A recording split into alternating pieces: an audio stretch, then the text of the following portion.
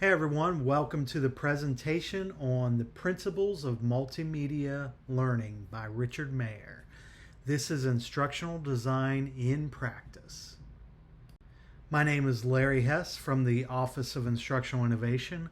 I'm an instructional designer. I've been an instructional designer at Ohio University since 2012. My background is actually in multimedia with an emphasis in learning experience design.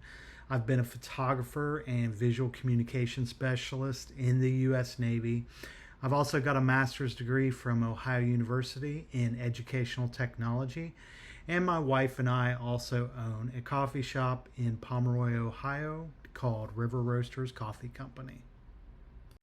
All right, so Richard Mayer is an educational psychologist and professor of psychology at the University of California, Santa Barbara. And Richard Mayer has developed a theory of 12 principles of multimedia learning to help us create the most effective multimedia learning experiences that we can.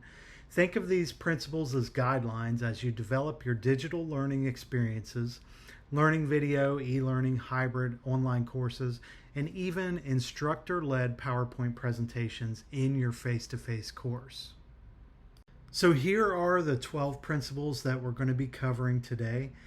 If you're designing a PowerPoint, a visual presentation, developing an online course, or preparing to flip your classroom, you may need to consider how you will get students to engage with the material without the traditional face-to-face interaction.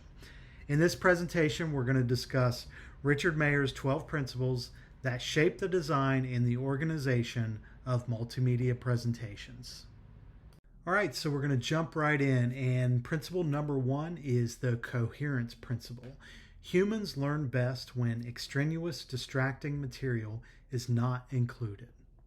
Simply said, cut out the extras. Use only information that the learner needs.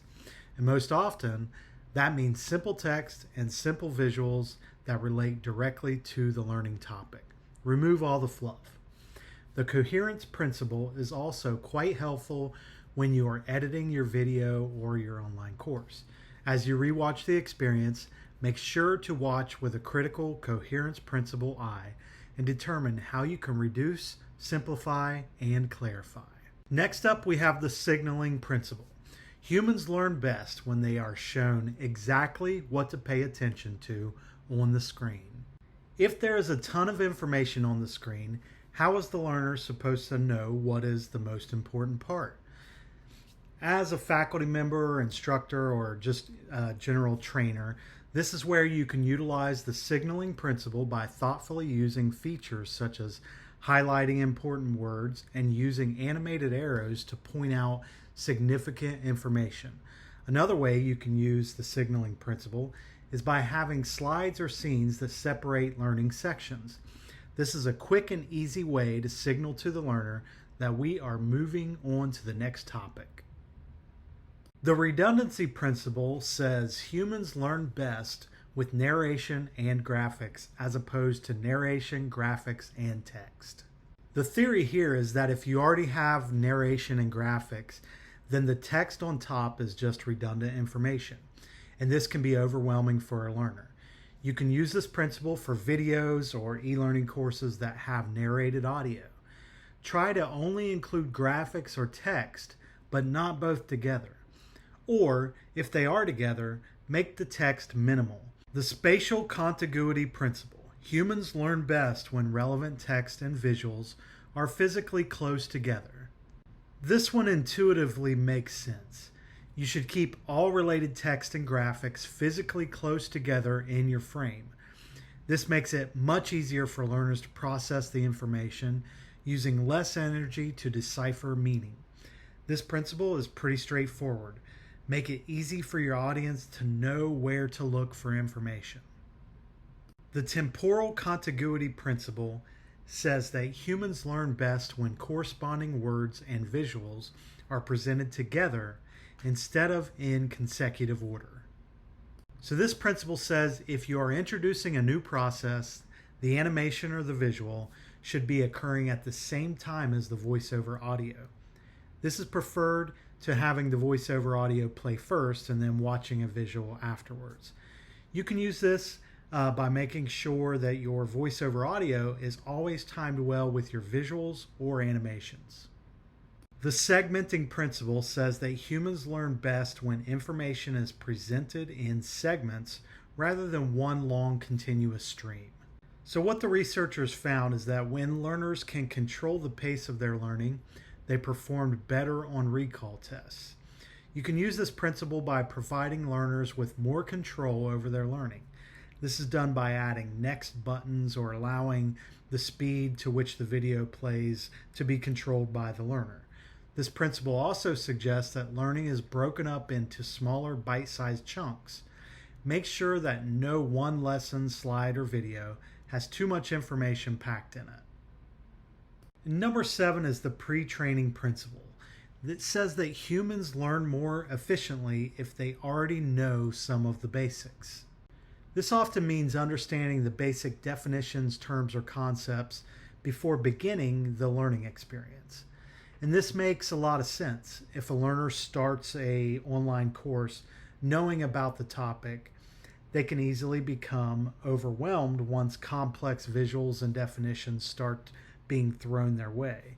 A bit of pre-training before starting the course really would have helped. You can use this principle by creating an introductory guide or a cheat sheet for learners to use throughout the course. Or you can create an entire lesson up front dedicated to understanding the basics before the learner moves into the actual course. The modality principle says that humans learn best from visuals and spoken words than from visuals and printed words. Now, this doesn't mean that you should never use text on the screen. It simply means that if there are visuals and too much text, learners will be overwhelmed. Try to limit the amount of text you use on the screen overall. Rely more on visuals unless you need to define key terms, list steps, or provide directions. The multimedia principle says that humans learn best from words and pictures more than just words alone. This principle is kind of the foundation of all Mayer's principles, that images and words are more effective than words alone. You can use this principle by being very thoughtful about the images that you select. Remember that these images need to enhance or clarify the information being given.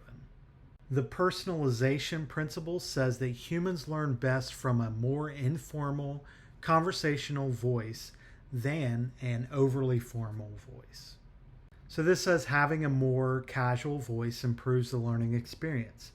You can use this by keeping your language simple and casual. Try to avoid overly professional sounding text or long complex words. It also helps to use the first person, you, I, we, our. This is where it helps to consider your audience demographics and try to match the tone of your voice to enhance the personalization. The voice principle. Humans learn best from a human voice over a computer voice. While Siri and Alexa are getting pretty close, there is no substitution for a human voice. It's important to note that the studies are still rather preliminary for the voice principle, but even so, it makes sense to use a human voice for your own presentations. You can use this principle by recording your own professional narration or hiring a professional to create an audio voiceover. Make sure your audio is high quality by using a high quality microphone and mastering in audio editing software.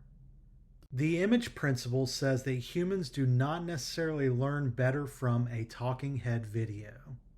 Talking head videos are incredibly common in e-learning online courses and videos. The research on this one is still in its early phases.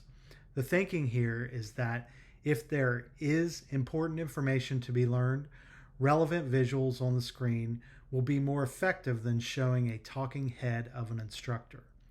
Instead of having a talking head of the instructor, use relevant animations and visuals that help reinforce the audio voiceover.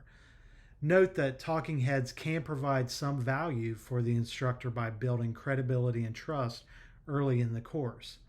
This is really important and useful to establish a relationship at the beginning of the learning experience. Just try to limit your use of talking heads as your videos progress and as the course dives deeper into the learning content. If you'd like to take a deeper dive into Mayer's research, you can always check out some of his publications, including Multimedia Learning, that we've referenced throughout this presentation.